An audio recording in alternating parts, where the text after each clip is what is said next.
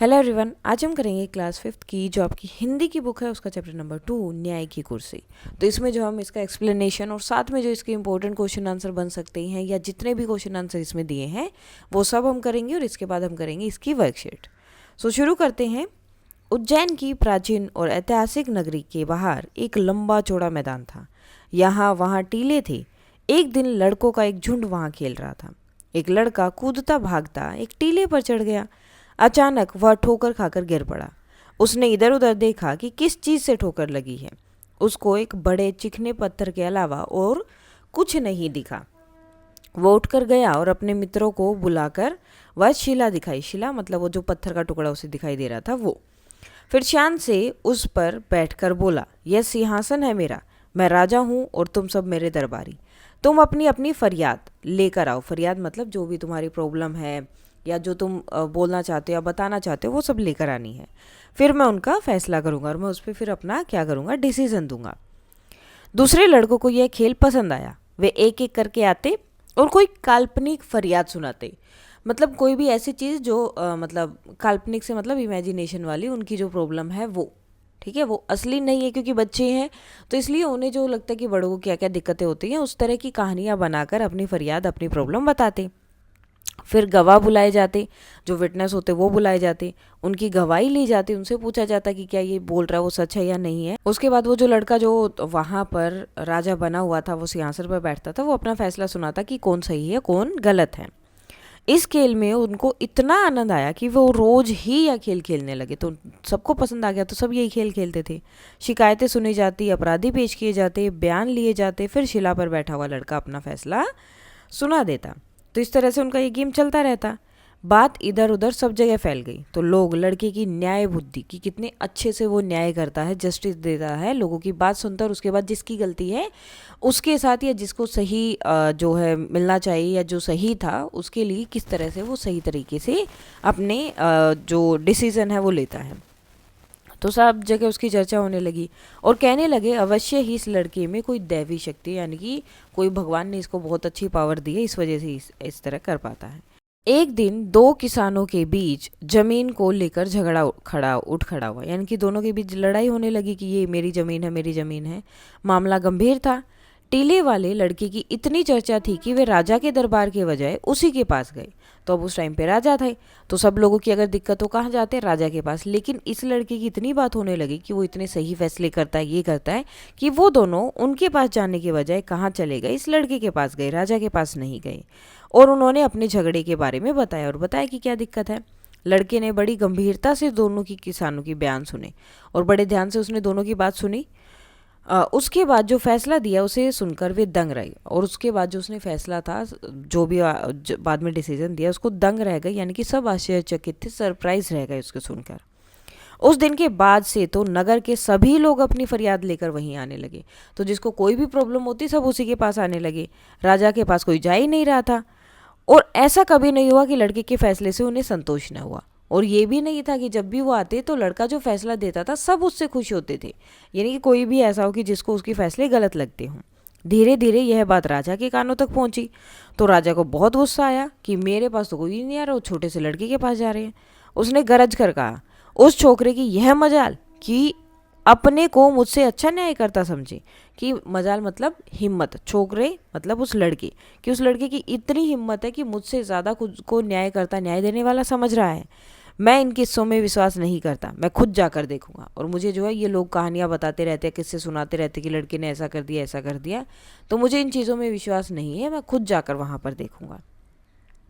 ऐसा कहकर राजा अपने लाव लश्कर के साथ उस मैदान में पहुंचा जहां लड़के अपना प्रिय खेल खेल रहे थे। तो लाव लश्कर यानी कि अपनी जो सेना वगैरह थी और अपने जो ताम झाम थे, मतलब पूरे शानो शौकत के साथ वहां जाता है जहां पर वो लड़के अपना गेम खेलते हैं। बड़ी देर तक राजा उनका खेल देखता रहा, वह स्तंभित रह गया। तो वो भी वहां जाकर चंबित रह गया, अचंबित था, मतलब वहीं उनको देखता रह गया, खड़ा देखता रह गया कि कितने अच्छे तरीके से वो न्याय कर रहे थे, लोगों को डिसीजन सुना रहे थे।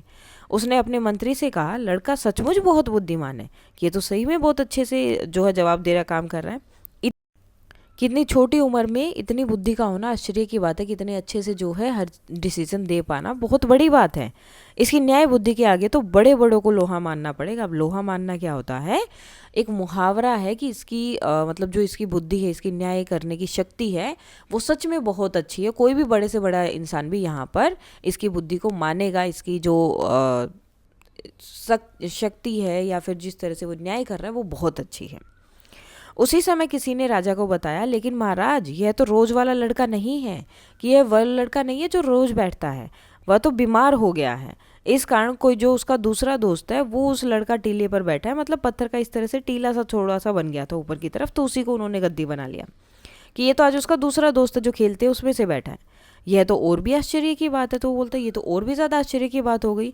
हो ना हो पत्थर की इस कुर्सी में ही चमत्कार होगा, कि ये जो कुर्सी है जिस पे ये बैठ रही है, टीला बना हुआ है, इसमें ही कोई बात है। मैं इसी की जांच करूंगा। तो हम जो है इसी को देखते कि ये क्या है।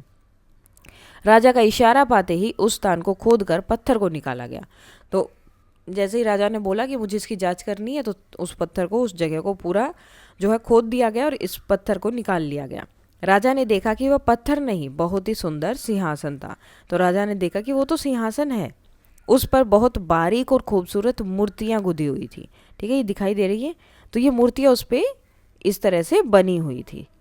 उनके चारों पायों पर 4 देवदूतों की मूर्तियां बनी थी, जो अभी हमने देखी। चारों ओर खबर फैल गई। बात ही बात में वहां अच्छी खासी भीड़ जमा हो गई।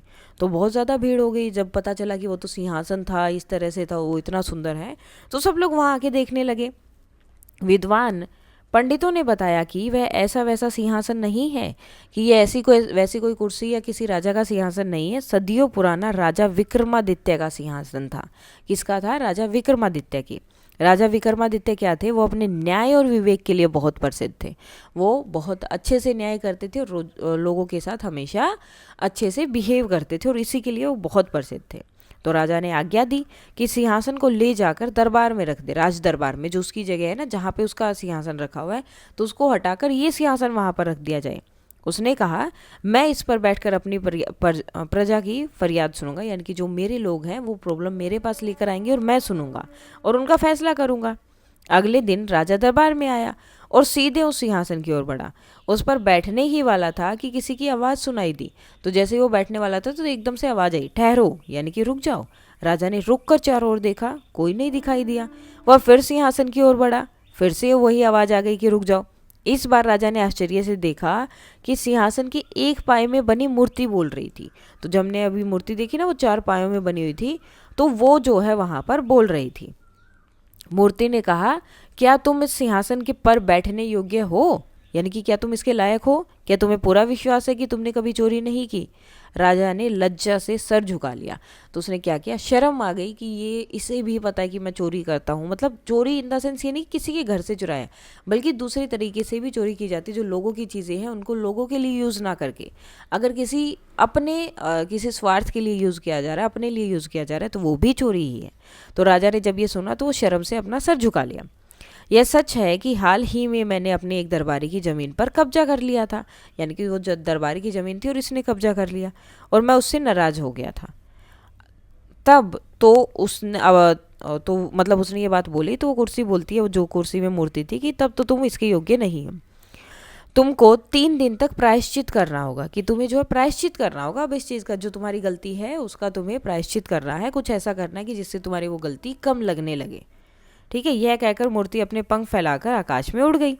राजा ने 3 दिन तक उपवास किया, प्रार्थना की। चौथे दिन वह फिर दरबार में आया। जैसे ही बैठने लगा, दूसरी मूर्ति बोल पड़ी, ठहरो, तुम विश्वास के साथ कह सकते हो कि तुमने कभी झूठ नहीं बोला? तो राजा फिर जो है डर गए थोड़े से। झूठ तो उसने किसी न किसी मुसीबत से बचने के लिए कई बार बोला था। तो राजा फिर पीछे उड़ गया। दूसरी मूर्ति भी पंख फैलाकर आकाश में उड़ गई। राजा ने फिर से वही किया, 3 दिन तक उपवास किए, पूजा पाठ की। तीसरी बार वह फिर सिंहासन पर बैठने के लिए आगे बढ़ा, और वह अब की बार हिचकिचा रहा था, क्योंकि उसे पता था कि उसने बहुत सारे गलत काम किए हैं। तो अब की बार फिर से मूर्ति में से कोई ना कोई आवाज़ आएगी, तो इसलिए थोड़ा डर रहा था और आगे बढ़ रहा था। वह बैठने ही वाला था कि तीसरी मूर्ति ने पूछा, बैठने से पहले यह बताओ, क्या तुमने कभी किसी को चोट नहीं पहुंचाई? राजा फिर पीछे हट गया। तीसरी मूर्ति भी अपने पंख फैलाकर उड़ गई। फिर 3 दिन तक राजा ने फिर से उपवास किया, फिर से प्रार्थना की। अब फिर चौथे दिन आता है, वो सिंहासन पर बैठने के लिए, उसके पैर फिर लड़खड़ा रहे हैं, लेकिन उसे पता है कहीं ना कहीं कि वो नहीं बैठ पाएगा, तो उसे डर लग रहा है।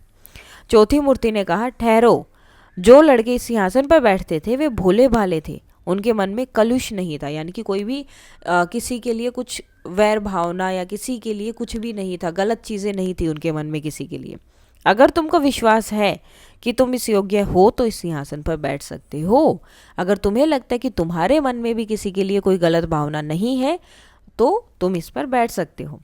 राजा बड़ी देर तक सोचता रहा, फिर उसने मन ही मन कहा, अगर एक लड़का इस पर बैठ सकता है तो भला मैं क्यों नहीं बैठ सकता? मैं राजा हूँ, मुझसे ज़्यादा धनवान, बलवान और बुद्धिमान भला कौन होगा? तो वही अपने आप को दूसरों से ज़्यादा बड़ा समझने लगे। तो इस वजह से मतलब दूसरों के लिए उसमें हीन भावना आ गई कि वो मेरे से छोटे हैं, तो गलत चीज़ तो आ गई। और उसने यही बोला था कि क्या तुम्हारे मन में किसी के लिए गलत भावना नहीं है? मैं अवश्य इस सिंहासन पर बैठने योग्य हूँ, ये उसने बोला। यह कहकर राजा सिंहासन की ओर दृढ़ कदमों से बढ़ा। उसी समय वो जो चौथी मूर्ति थी वो भी बाहर निकली और मूर्ति पंख फैलाकर सिंहासन समेत आकाश में उड़ गई। तो वो इसको लेकर साथ में ही आकाश में उड़ गई। अब देखो यहाँ पर पहले मूर्तियाँ बनी हुई थी, अब एक भी मूर्ति इस पर नहीं थी क्योंकि वो सब उड़ चुकी थी। तो ये जो है लीलावती भागवत की है सवर की सैर और अन्य कहानियाँ, ये पुस्तकों का एक सभार या बोल सकते हैं उसमें से लिया गया है। उसके बाद क्वेश्चन आंसर वगैरह वो सब है, लेकिन पहले हम इसके करेंगे नए शब्द, शब्दार्थ वगैरह वो सारी चीज़ें, उसके बाद हम ये क्वेश्चन आंसर करेंगे। सो शब्दार्थ देख लेते हैं। प्राचीन, बहुत पुराना, ऐतिहासिक, जो इतिहास से जुड़ा हुआ है। न्याय, सही और गलत का निर्णय करना। मैदान, खुली और समतल जमीन। दरबार, राजा या सभा स्थान जहाँ लोग अपनी बात कहते हैं। दरबारी, राजा के दरबार में रहने वाला व्यक्ति। झगड़ा, आपस में विवाद या लड़ाई। टीला, मिट्टी या रेत का ऊंचा छोटा ढेर। प्रायश्चित, अपने किए हुए गलत काम के लिए पछताना और सुधार करना। चिकना, एकदम सपाट और मुलायम सतह वाला। उपवास, बिना खाए पिए रहना। विवेक, सही गलत समझने की बुद्धि। शिला, बड़ा पत्थर। सिंहासन, सिंहासन राजा की बैठने की विशेष कुर्सी। चमत्कार, अद्भुत घटना। आश्चर्य, हैरानी। प्रतिमा, मूर्ति। निर्दोष, जिसका कोई दोष न हो। अब इसके क्वेश्चन आंसर देख लेते हैं। तो सबसे पहले बातचीत के लिए, तो ये आपको लिखने नहीं है, सिर्फ डिस्कशन के लिए है। आपका प्रिय खेल कौन सा है, आप उसे कैसे खेलते हैं? सो मेरा प्रिय खेल क्रिकेट है। उसे खेलने के लिए 2 टीमें बनती हैं। एक टीम बल्लेबाजी करती है, दूसरी गेंदबाजी। बल्लेबाज गेंद को मारता है और रन बनाता है। गेंदबाज और फील्डर उसे आउट करने की कोशिश करते हैं। जो टीम ज़्यादा रन बनाती है वह जीतती है। मुझे यह खेल इसलिए पसंद है क्योंकि यह मज़ेदार है और दोस्तों के साथ मिलकर खेलने में आनंद आता है। क्या आपने कभी किसी समस्या का समाधान किया है? अपना अनुभव साझा कीजिए। सो हाँ, एक बार मेरे 2 दोस्तों के बीच झगड़ा हो गया था क्योंकि दोनों एक ही खिलौने से खेलना चाहते थे। मैंने उनसे बात की और कहा कि बारी बारी से खिलौने से खेलें। दोनों मान गए और फिर खुशी खुशी खेले। इनसे उनकी दोस्ती भी बनी रही। तो इसी तरह मतलब आपके साथ जो जो एक्सपीरियंसेस हुए हैं वो आपको यहाँ शेयर करने हैं। यदि आप राजा के स्थान पर होते तो आप क्या करते? अगर आपको लड़के के बारे में पता चलता तो आप क्या करते? सो अगर मैं राजा होता तो मैं पहले लड़के से मिलता, उससे बात करता कि वह इतने अच्छे फैसले कैसे करता है।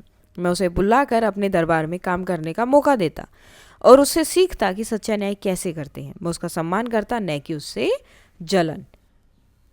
लड़के के अंदर ऐसे कौन कौन से गुण होंगे जिसके कारण वह सिंहासन पर बैठ पाया? सच्चाई, वह झूठ नहीं बोलता था। ईमानदारी, चोरी नहीं की थी।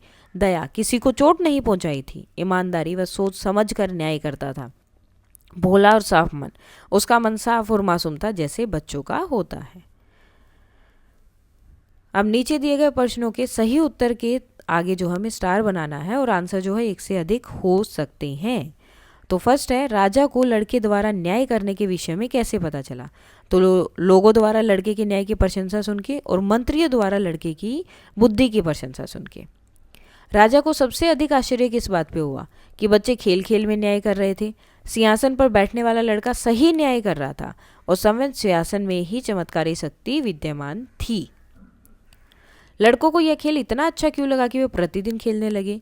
क्योंकि वे राजा जैसा आनंद ले रहे थे। एक तो उन्हें अच्छा भी लग रहा था, अधिक मनोरंजक था और न्याय करने में उन्हें अच्छा भी फील हो रहा था। राजा ने उपवास और प्रायश्चित क्यों किए थे? ताकि वो सिंहासन पर बैठने योग्य बन सके। अपने कर्मों का पछतावा था क्योंकि सिंहासन ने उसे बोला और मूर्तियों ने उसे ऐसा करने के लिए सोचिए और लिखिए। ये आपको अपनी टेक्स्ट बुक नोटबुक में लिखने हैं। सभी लड़के सिंहासन पर बैठ पा रहे थे लेकिन राजा नहीं बैठ पाया, क्यों? सभी लड़के सिंहासन पर बैठ पा रहे थे क्योंकि उनका मन साफ, भोला और ईमानदार था। उन्होंने कभी चोरी, झूठ या किसी को चोट नहीं पहुंचाई थी। लेकिन राजा ने चोरी की थी, झूठ बोला था और दूसरों को चोट पहुंचाई थी। इसलिए सिंहासन की मूर्तियों ने उसे बैठने से रोका क्योंकि वह इसके योग्य नहीं था। क्या राजा को प्रायश्चित करने के बाद सिंहासन पर बैठने का अधिकार मिलना चाहिए? नहीं, राजा को प्रायश्चित करने के बाद भी सिंहासन पर बैठने का अधिकार नहीं मिलना चाहिए। अब कारण क्या है? कारण यह है कि राजा ने प्रायश्चित तो किया लेकिन उनका मन साफ नहीं था और अंत में उसने घमंड में सोचा कि वह लड़कों से बेहतर है और सिंहासन पर बैठने का अधिकार है या हकदार है। तो यह घमंड दिखाता है कि वह सच्चे मन में योग्य नहीं बन पाया। दोनों किसानों ने अपने झगड़े के निपटारे के लिए राजा के दरबार में जाने के बजाय लड़के के पास जाने का फैसला क्यों किया? दोनों किसानों ने लड़के के पास जाने का फैसला किया क्योंकि पूरे नगर में उस लड़के की न्याय बुद्धि की तारीफ हो रही थी। लोग कहते थे कि उसके फैसले सही और निष्पक्ष होते हैं, यानी कि किसी का भी साइड नहीं लेते हैं। इसलिए किसानों को उस पर भरोसा था, वह उनके झगड़ों का सही समाधान करेगा। चौथी मूर्ति सिंहासन के साथ क्यों उड़ गई? चौथी मूर्ति सिंहासन के साथ आकाश में उड़ गई क्योंकि राजा ने घमंड में सोचा कि वह लड़कों से बेहतर है और सिंहासन पर बैठने का हकदार है। मूर्ति ने देखा कि राजा का मन अभी भी पूरी तरह साफ और ईमानदार नहीं हुआ, इसलिए उसने सिंहासन को लेकर उड़ान भर दी ताकि वह गलत इंसान के हाथ में न लगे। इस कहानी को एक नया शीर्षक दें दीजिए तो बताइए कि आपने यह शीर्षक क्यों चुना, जैसे सच्चाई की कुर्सी। तो मैंने यह शीर्षक चुना क्योंकि यह कहानी बताती है कि सिंहासन केवल सच्चे, ईमानदार और साफ मन वाले इंसानों को ही स्वीकार करता है। यह कुर्सी सिर्फ न्याय ही नहीं बल्कि सच्चाई और अच्छाई का भी प्रतीक है। अनुमान और कल्पना। अब यहाँ पर आंसर आपके अनुमान और आपकी कल्पना कि आप क्या सोचते हैं उसके अकॉर्डिंग होंगे। कहानी में सिंहासन की मूर्तियाँ उड़कर किसी और जगह चली जाती, वे कहाँ जाती होंगी और क्या करती होंगी? मूर्तियाँ शायद किसी ऐसी जगह चली जाती होंगी जहाँ सच्चे और ईमानदार लोग रहते होंगे, जैसे कोई पवित्र जंगल या पहाड़ों पर बनी गुप्त गुफा। वहाँ वे सिंहासन की रक्षा करती होंगी और उसकी चमत्कारी शक्ति को सुरक्षित रखती होंगी। हो सकता है कि वे उन लोगों की तलाश करती हों जो सच्चे मन से न्याय कर सके और उन्हें सिखाती हों कि सही और गलत का फैसला कैसे करना है। यदि इस कहानी में के अंत में राजा सिंहासन पर बैठने में सफल हो जाता तो क्या होता? अगर राजा सिंहासन पर बैठने में सफल हो जाता तो शायद वह और बेहतर राजा बन जाता। वह अपने पुराने गलत कामों जैसे चोरी, झूठ और दूसरों को चोट पहुंचाने को सुधारता। वह सच्चाई और ईमानदारी से अपनी प्रजा के लिए न्याय करता। लोग उसको भी सम्मान देते और नगर में खुशहाली बढ़ जाती। लेकिन यह तभी हो सकता था जब उसका मन पूरी तरह साफ होता और घमंड से मुक्त हो जाता था। भाषा की बात। नीचे दी गई पंक्तियों को ध्यान से पढ़िए। यह तो और भी आश्चर्य की बात है। हो ना हो पत्थर की कुर्सी में ही कोई चमत्कार है, मैं इसकी जांच करूंगा। ऊपर दिए गए वाक्यों को ध्यान से देखिए। आपको इसका अर्थ समझने में कुछ कठिनाई हो रही है ना?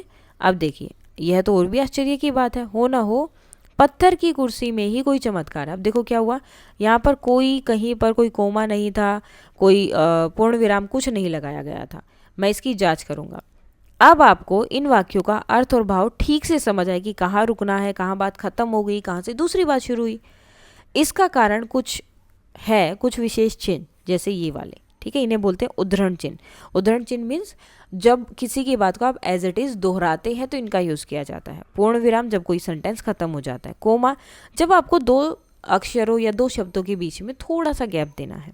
और ये होता है विस्मय आदि बोधक, जब कोई चीज़ जो है आपको बतानी है या मतलब जब आप सरप्राइज होते हैं उस तरह से।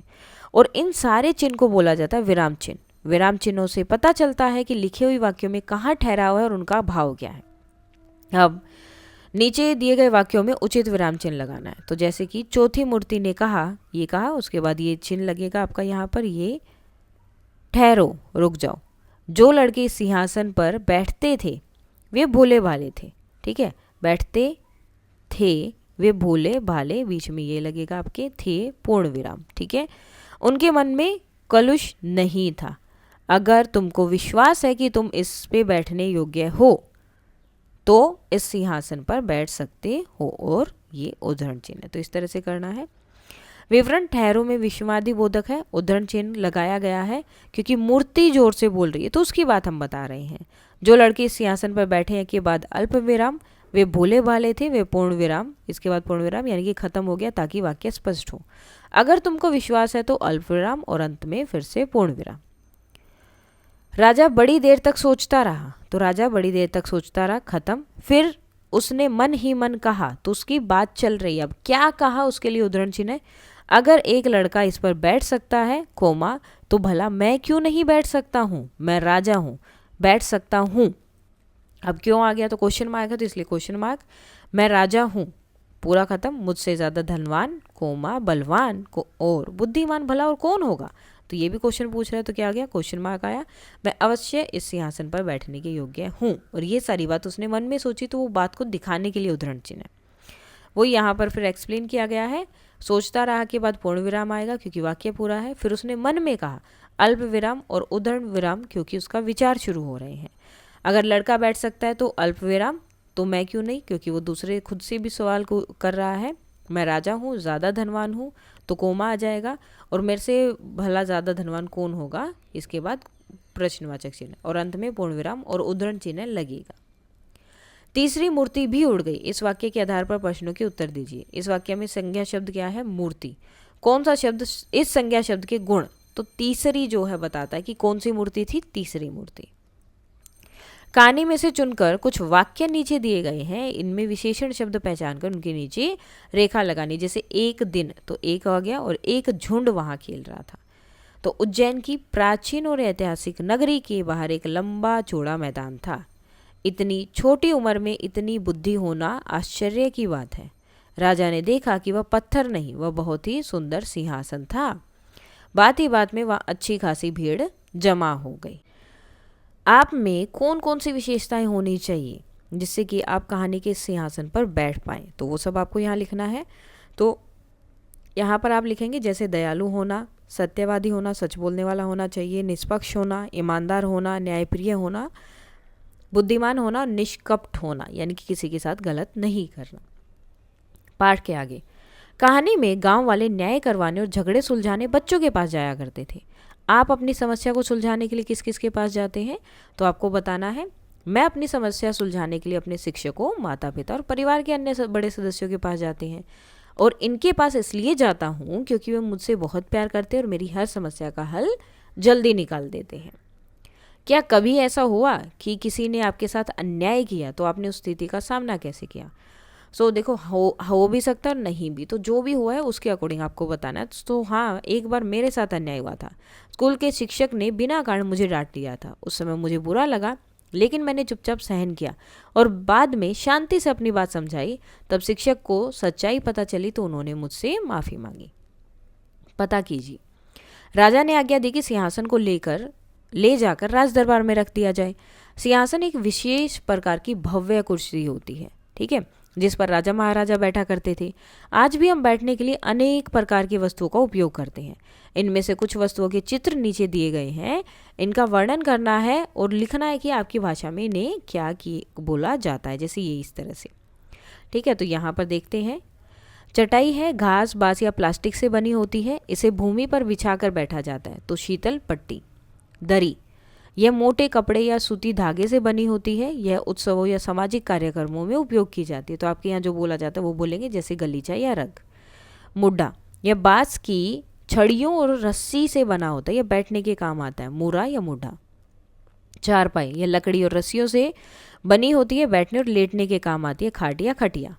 पीढ़ा, यह लकड़ी से बना होता है। इसका प्रयोग घर में काम करने के लिए, बैठने के लिए किया जाता है। चौकी। टाटपट्टी, यह जूट से बनी होती है। इसका प्रयोग भंडारे में लोगों को एक कतार में बिठाने के लिए किया जाता है। दरी या पट्टी। इसके साथ आपका ये चैप्टर कंप्लीट हो जाता है। कोई डाउट है तो आप बता सकते हैं। That's all for today and please like, share and subscribe. Thank you.